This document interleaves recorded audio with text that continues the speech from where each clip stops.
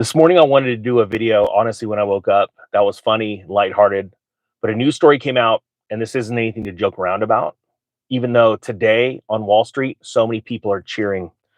Um, he has you right where he wants you. And this has been something I've been warning everyone about on this channel for a year, that there was a false narrative coming where the government was going to put out these numbers on inflation that are totally fake.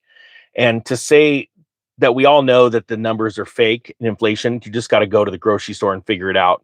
But the fact is, the government is taking numbers out, certain important key metrics of inflation out to fool you.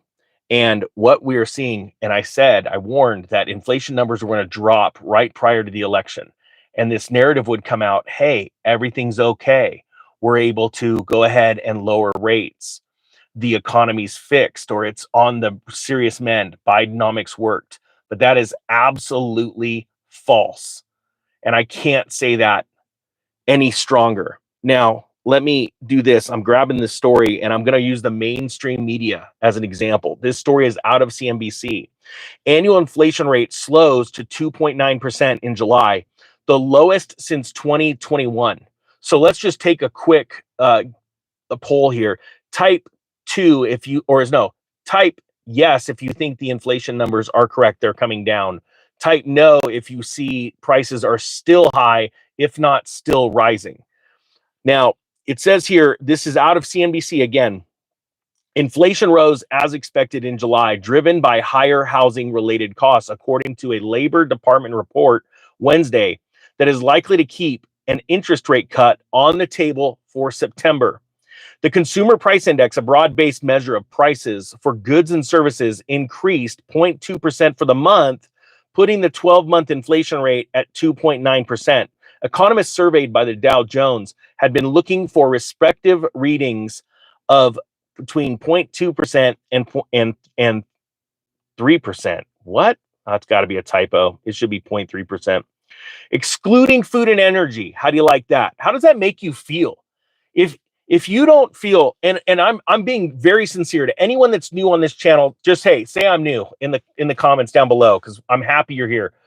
If you don't understand what's going on, and or you feel that gut feeling that the narrative is it's truly a narrative and you're being lied to, you need to be ready for what's coming, because there is about to be a bullwhip effect, a whiplash effect, because rates are going to go down just a little bit, not enough to do any help in your personal life. And then after the election, you're going to have to watch interest rates go much higher. This has happened 4 times since 1972. It's very important. The Fed always gets it wrong. They're always super reactionary instead of proactive. All right. The Fed actually isn't even in control. It's truly the bond market and the 2-year yield that the Federal Reserve follows.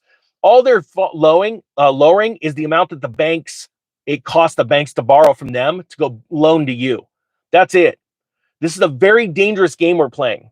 And what they want, and when I mean it's a group of people that honestly want to enslave humanity through debt. There's good ways to use debt. There's good ways, but most people are using debt wrong. And I'll go ahead and throw out the thing. I put some more of those links in for the Credit Score Pro if you want it. Go for it. It's $39 if you want to learn how to raise your credit score, because there's ways that you want to use debt to make lots of money. That's how I made my first grip of money when I was in my early 20s. I've always used other people's money, leveraged banks' money to make money, right? But the problem is most of society is using debt to actually hurt themselves because they're keeping up with the Joneses. That's not the way that you grow wealth. Nobody grew wealth that way. All right. Now, here it is. It shows, again, excluding food and energy. They've taken those things out. You know, the 2 things that you need to live with right now, energy and food. Okay, those are the 2 things you need. But the government's telling you, don't worry about those numbers. Who cares if that crap goes up? The stuff we don't need is not going up as fast. And I also want to remind you that inflation number at 2.9 still means it's well above the Federal Reserve's mandate. Okay, they want to keep it at 2% because most people don't know this either. They want to keep you poor just to where you feel rich enough, and you feel like, oh, my house is always going up over time, even though you're about to see a big change in that trajectory. The stock market's always going up over time. That's not true. It's crashed 50% twice since the year 2000. But it's because you barely feel the effect. All right. If inflation is going up at 2%, the Fed's happy because you're getting possibly a 0.5% or a 1% raise, which means over time. And any baby boomer in this group can tell you, because a lot of people, and I'm not a baby boomer, I'm a Gen Xer, and but we all go through the same life cycles when it comes to money. I don't care where you are in the last century. Everyone goes through in your 20s, you go through a certain phase when you leave your house and you want to go on your own, you get married, then you buy a home, then you start saving for retirement or putting away a nest egg, whatever. We all go through this. Baby boomers can tell you, because everyone seems to think that they got it just great because things were cheaper back then. Well, guess what? In the future, things are going to be a lot more expensive because the government is hell-bent on destroying your purchasing power and making you a slave. And so the baby boomers can tell you, yeah, my wages have never truly kept up with inflation. However, because of buying things like a home and that home goes up in value over time, I sell it. That's what they would tell you, right? Baby boomers, type 10 if you agree with that, and let people know what it's like, because the younger generations need to be taught finance and they've never been taught finance. Like your credit score, how easy it is to have an 800 credit score. Or even up to 850, but you don't know the tips and tricks. So that's why I did the course. So it's $39. Nobody has an excuse. I've never offered a course for this low ever before, the pre-filming discount. But I want to put tools in your hands and I want to educate people. But people will spend money on colleges that get them nowhere when they could be taking finance courses that get them not only somewhere, but go crush it in life. And this narrative that's being put out right now. And look, here it is. The inflation numbers. Look, they went really high and now they're down really low. Do you believe that? It's a straight up lie. And you're gonna see the other swing. And that's why I'm ready to pounce on the real estate market when interest rates go parabolic. Because inflation, as they lower rates just a little bit for the next 3 months, going into the election, everything is awesome. It's like the Lego movie, right? You're gonna find out it's not. And the inflation number is going to come out and it's going to go poof, it's going to spike. We've seen this numerous times where the Fed got it wrong, but this time they know what they're doing. Now it says here the annual rate of inflation is the lowest since March of 2021, while the core is the lowest since April of 2021, according to the Bureau of Labor Statistics report. Headline inflation was 3% in June.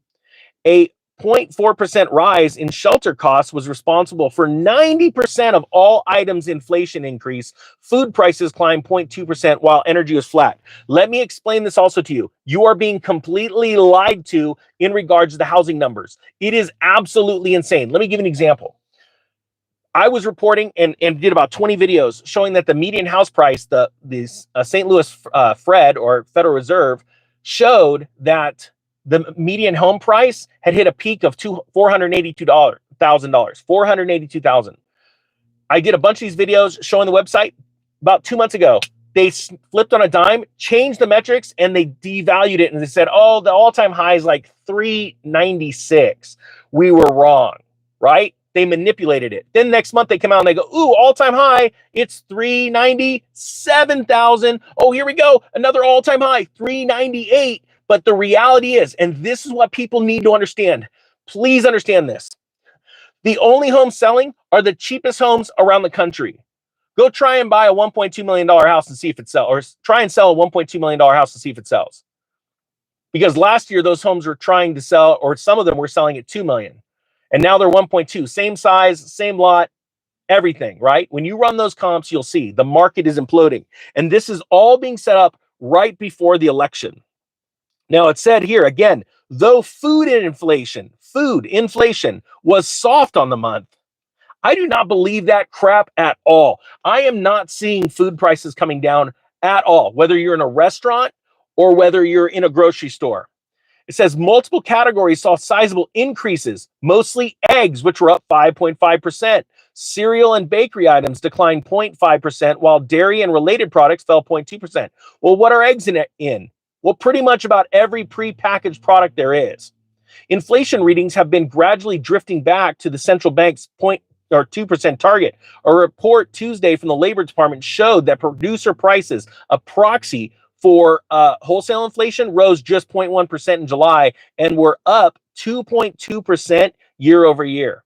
Fed officials have indicated a willingness to ease. That means lower the rate, right? Though they've been careful not to commit to a specific timetable nor speculate about at the pace at which cuts might occur. Future market pricing currently points to a slightly better chance of a 0.25 percentage point reduction at the Fed's next scheduled meeting, September 17th through September 18th. Again, I've told you this over and over. When they lower these rates, they need to do it close enough to the election, and they're going to lower multiple times. I really do believe that, because they don't want the reports coming out showing that inflation just went poof and popped up.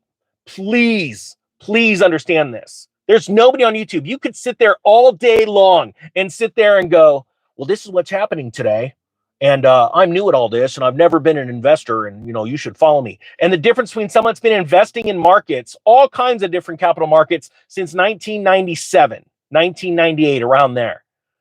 I got out of the housing market in 2005. I got out of stocks right before the dot-com bust, and I personally am getting ready for the greatest crash in history and have been showing people chronologically what a collapse looks like, what a crash in a market looks like.